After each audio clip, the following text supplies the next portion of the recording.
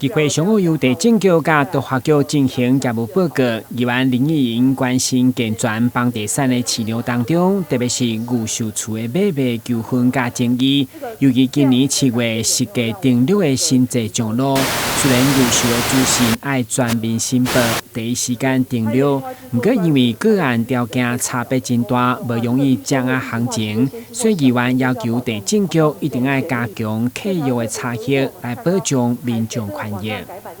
我知道地政局你们在这个新制上路前就已经有启动这个预售屋买卖定型化契约查核这个机制，那这个我是觉得是一个很棒的这个做法，这边给予肯定。但是也要请教局长一个重点是说，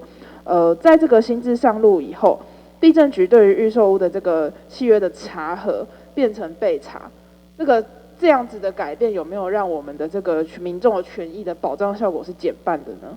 跟议员报告哈，其实我们的制度上并没有改变，而且是更加的精进哈。那最主要的一个修法的重点就是说，在7月1号以后，好，所有的预售屋建案，它的销售资讯都要事先报进来备查，然后它的定型化契约呢，也要事先报进来让我们审核通过，好，然后它才可以去做销售。所以这个以前的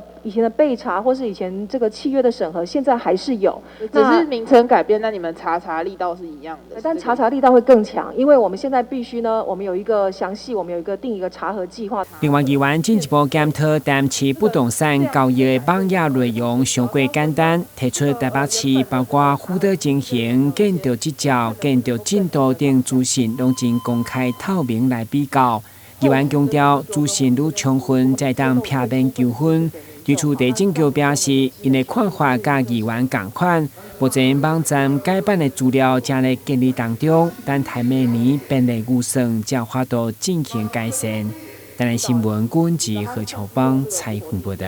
真的是一目了然。那对比